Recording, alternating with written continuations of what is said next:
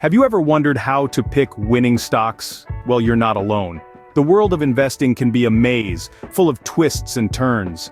Knowing how to navigate this maze is crucial for financial growth. It's all about choosing the right stocks, the gems that will appreciate in value over time. It's about understanding the market, researching companies, analyzing financial reports, diversifying your portfolio, and timing the market just right.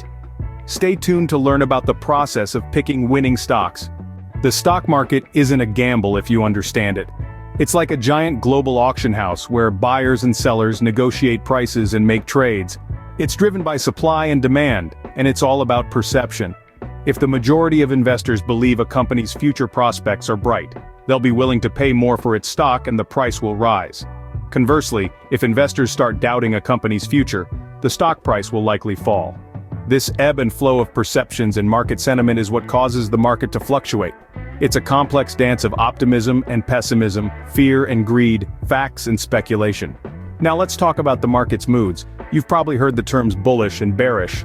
No, we're not talking about wildlife here, but about market trends. A bullish market is like a charging bull, full of energy and moving forward. It's a market on the rise where investor confidence and economic growth are high. Prices are increasing and it seems like the good times are never going to end. On the other hand, a bearish market is like a hibernating bear, slow and sluggish. It's a market that's declining, where investor confidence is low and economic growth is slowing down. Prices are falling and it can feel like the sky is falling too. But here's the thing, neither bulls nor bears rule forever. The market cycles between these phases. And while it's natural to feel elated in a bull market and fearful in a bear market, the savvy investor knows that both phases present unique opportunities. In a bull market, you can ride the wave of rising prices. In a bear market, you might find undervalued gems that have been unfairly beaten down. Remember, the stock market isn't just a game of chance. It's a game of skill, strategy, and above all, knowledge. The more you understand about the market, the better your decisions will be. And the better your decisions, the better your outcomes. A well-informed investor is a successful investor. Choosing the right company is the first step towards picking winning stocks. When we talk about investing, we're not just buying stocks, we're buying a piece of a company. Therefore, it's crucial to understand the company you're investing in, inside and out. This is where the concept of researching companies comes into play. One might ask, why is research so important? Well, think of it as a roadmap. It helps you navigate your way through the complex world of investing by providing you with valuable insights about a company's health and potential for growth. Now let's delve into some key factors to consider while researching a company. First and foremost is the company's financial health. It's like checking the vitals of a patient. You need to look at the company's balance sheet, profit and loss statement, and cash flow statement. These financial statements can give you a clear picture of the company's financial stability, profitability, and growth prospects. Next on the list is the company's competitive advantage, also known as its moat. In the business world, a moat is what makes a company unique and protects it from competitors. This could be anything from a strong brand, patents, cost advantage, or even access to scarce resources. A wider moat usually indicates a stronger, more durable business. Last but not least, consider the quality of the company's management. A competent management team can steer the company towards success, even during challenging times. Look at the track record of the key decision makers, their experience, and their vision for the company. Remember, a ship is only as good as its captain. It's also worth noting that researching companies is not a one-time task, it's an ongoing process. Companies evolve, markets change, and new information can emerge that may impact your investment decisions. So, keep your research updated and stay informed. Remember, investing without research is like sailing without a compass. So, do your homework, and let your research guide your investment journey. Financial reports are the X-ray of a company's health. They offer a transparent look into the business's financial standing, and can give you a clear picture of its potential profitability. But understanding these reports is a bit like learning a new language. So let's break down some key indicators that you should be focusing on. First up, the earnings per share or EPS. This is a measure of a company's profitability, calculated by dividing net income by the number of outstanding shares. A higher EPS indicates more value because investors will pay more for a company's shares if they think the company has high profits relative to its share number. Next, we have the price-to-earnings ratio, commonly known as the PE ratio. This is the ratio for valuing a company that measures its current share price relative to its per-share earnings. The PE ratio is important because it provides a measuring stick for comparing the value of companies.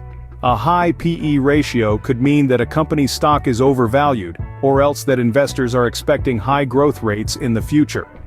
Lastly, let's talk about the debt-to-equity ratio. This is a financial ratio indicating the relative proportion of shareholders' equity and debt used to finance a company's assets. A low debt-to-equity ratio is preferred because it indicates that the company isn't heavily reliant on debt to finance its operations. Remember, these key indicators don't exist in isolation. They interact and influence each other. For instance, a company might have a high EPS but also a high debt-to-equity ratio. This could mean that the company is generating good profits, but those profits are largely funded by debt, which could be risky in the long run.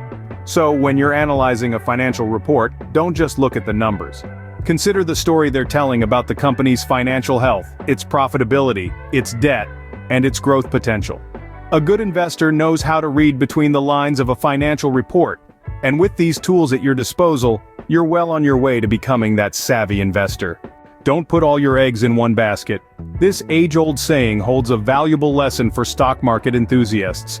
In the world of investing, this wisdom translates into a strategy known as diversification. Diversification, in simple terms, means spreading your investments across various types of assets, sectors, and geographical regions. It's like hosting a dinner party where you serve more than just pizza. You might have some guests who don't like pizza, or maybe the pizza delivery gets delayed. To keep everyone happy and well-fed, you have a variety of dishes on the table. Likewise, when you diversify your portfolio, you're not relying on a single stock or sector. If one industry takes a hit, you have investments in other sectors to balance out the loss. For instance, let's say you've invested in both technology stocks and consumer goods. If the tech sector faces a downturn, the consumer goods stocks in your portfolio could potentially offset those losses. Diversification is a powerful tool that can help mitigate risk. It's like a safety net, providing a layer of protection against the unpredictable ups and downs of the market. Remember, the goal of diversification isn't necessarily to boost performance, it's to reduce risk.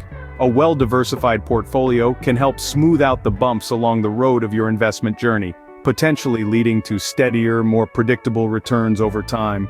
Diversification is not about making money, it's about protecting what you already have.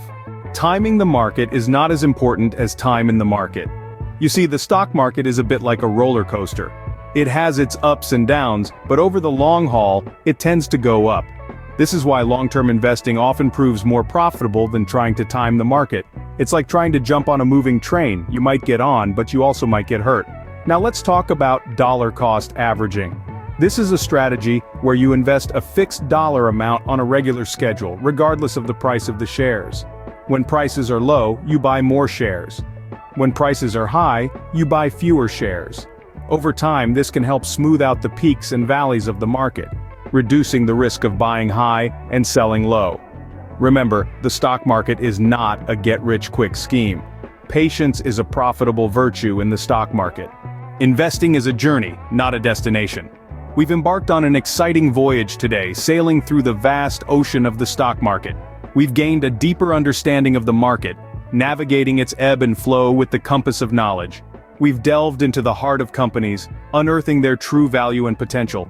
We've dissected financial reports, breaking down the complex labyrinth of numbers to reveal the health and future prospects of a company. We've learned the art of diversification, spreading our investments across a spectrum of stocks to reduce risk and increase potential returns. And finally, we've touched on the importance of timing the market. While it's impossible to predict the market perfectly, a well-informed investor can make educated guesses to maximize profits and minimize losses. Remember, the key to picking winning stocks is knowledge, patience, and diversification. Happy investing!